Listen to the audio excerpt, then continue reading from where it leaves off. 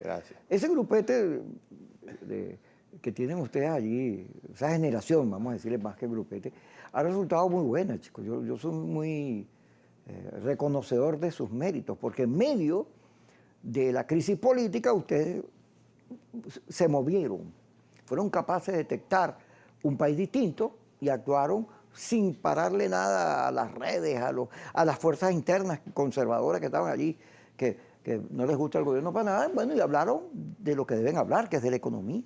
Bueno, porque internalizamos nuestro lema de que somos parte de la solución. Y la solución no está en el desplazamiento de unos por otros solamente. La solución está fundamentalmente en entender que toda actividad humana está dirigida al hombre, al crecimiento de su dignidad, al pleno desarrollo. Y eso es lo que nosotros hemos tratado de hacer, traer soluciones a los problemas de los venezolanos. Ahora fíjate, hay un cambio en el país que se está generando en lo político, pero que tiene una expresión en la economía. Y vemos algunas medidas tímidas, algunas un poco insólitas, como esta de clavarle un impuesto al dólar, que eso sí, eso cómo se puede ser mortal si no lo hacen bien, pero subió la producción petrolera, la inflación está controlada desde hace tiempo, la dolarización ha impuesto unos ritmos. Claro. Entonces, pareciera que el país se está moviendo buscando estabilidad. Y en eso es fundamental, ¿cómo no?, un cambio en la relación política, pero el gobierno tiene una enorme responsabilidad en generar confianza, en dejar de la confrontación y entender que el país necesita otro planteamiento. Sí, pero yo creo que hay un elemento que yo invitaría a que analizaras, añadieras, que yo creo que es el fundamental en el cambio que está habiendo en el económico, que es el cambio en el ciudadano. El perfil del venezolano cambió. La consecuencia de la crisis económica, la crisis de la diáspora, la misma crisis sanitaria, tiene un nuevo venezolano que ha preferido la opción de la autonomía a la opción de la dependencia. Hoy el venezolano, ¿cómo no? Recibe el CLAR, recibe la ayuda que le puedas dar, pero está muy claro que es él con su trabajo, con su esfuerzo, con sus mecanismos de supervivencia quien puede ponerle, digamos, control y perspectivas a su futuro. Y eso es un poco lo que ha hecho. Por eso es que nosotros hemos dicho que el crecimiento, la recuperación económica del sector privado el año pasado se debe fundamentalmente a la micro, a lo que cada quien en su metro cuadrado, en su pequeño espacio, hizo, se las reinventó, se las ingenió para mantener su actividad productiva. Ha ayudado, por supuesto, al efecto de la dolarización, que es muy importante, hay que tener mucho cuidado, por eso hablamos de la ley de impuestos, porque la dolarización básicamente al conservar el valor del trabajo, una moneda que no pierde su valor, trajo un elemento muy importante en la dinamización de la economía, que fue el crédito comercial. El agricultor podía venderle a crédito a su agroindustria, y el agroindustria al mayorista, y el mayorista al camionero, y el camionero al detallista, y así pues ese efecto multiplicador, que no es solamente una tesis económica, está en la misma literatura. Tú la ves en el Mercader de Venecia, que puede ser que tenga 500 años de haber sido publicado. Entonces, bueno, ese efecto se vio en la economía y también en la persona, porque en muchas partes, en el interior del país, sobre todo vimos en muchos lugares donde se anunciaba que se hacía SAM. Y el SAM no es otra cosa que el ahorro de los que no tenían banco o el financiamiento pues, de las empresas que no podían tener la banca. Así que yo creo que no dejemos de dejar de fuera ese nuevo perfil del venezolano que no solamente se expresa en lo económico de esa forma, sino que también se expresa o se expresó de manera política en noviembre del año pasado. Ahora fíjate, ya nos vamos a meter con lo político, pero fíjate, en estos días Maduro se reunió con los presidentes de los bancos, días después los invitó y anunció que el encaje legal bajaba de 85 a 73. Pero ahí también anunció estas medidas de las que estamos hablando. Ahora, un país sin crédito no tiene posibilidad de desarrollo en ningún lado.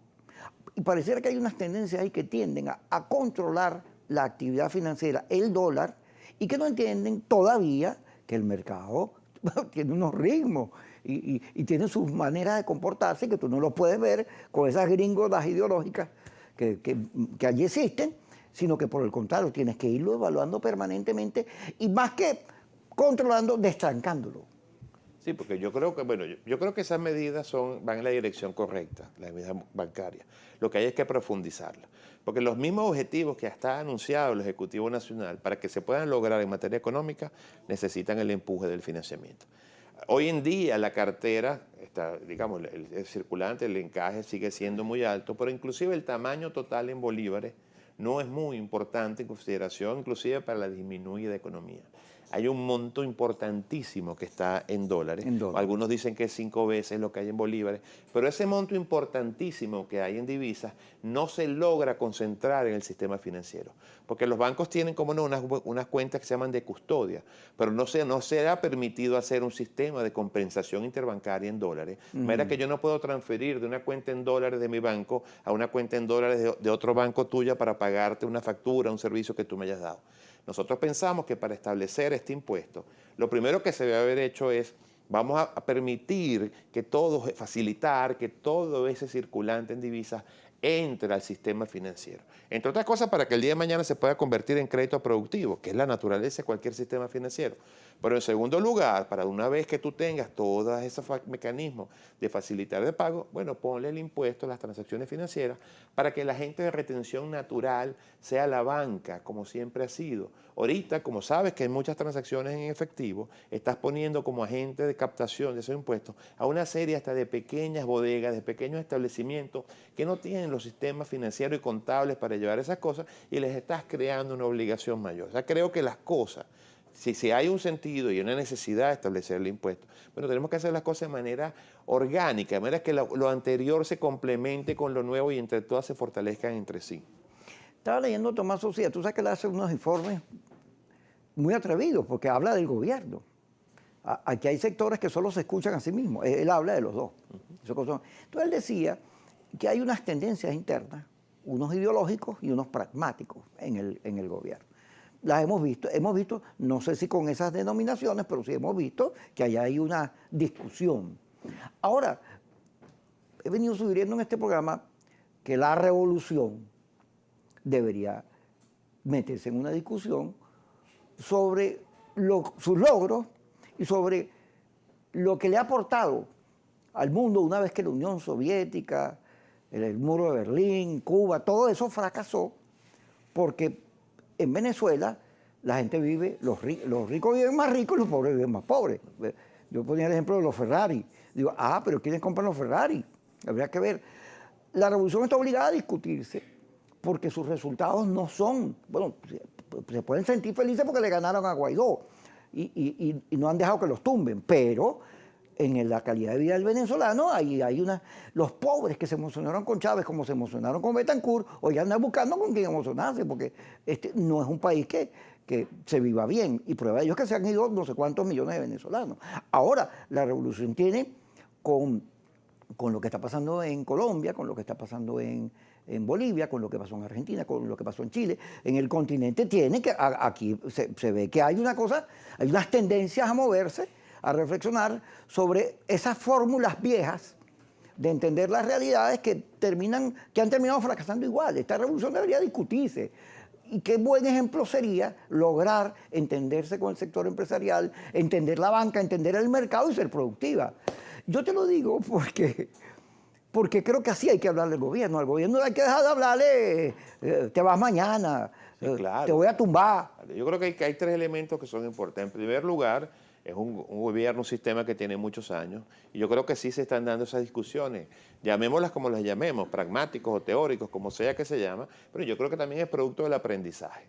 Tienes 20 años gobernando el país, tienes unas cifras que te indican unas cosas, puedes no publicarlas, puedes maquillarlas, puedes lo que tú quieras, pero al final las cifras están allí y la realidad pues te golpea en la cara. Yo creo que hoy en día en Venezuela para nadie es una duda que hay una desigualdad que para mí es lacerante.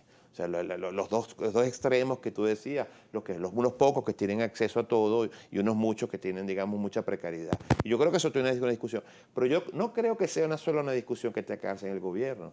Nosotros estamos recorriendo el país, hemos ido a 19 estados del país, hemos abierto mesas de discusión en muchos de ellos para plantear cuál es el nuevo modelo de desarrollo económico que tiene que darse el país. No puede ser una propuesta solamente de un grupo de expertos, un grupo de intelectuales, no, de las bases. La realidad de cada estado, las potencialidades de cada estado y la vocación naturales de sus gentes a unas u otras actividades concatenadas en un nuevo modelo que le dé una visión al país.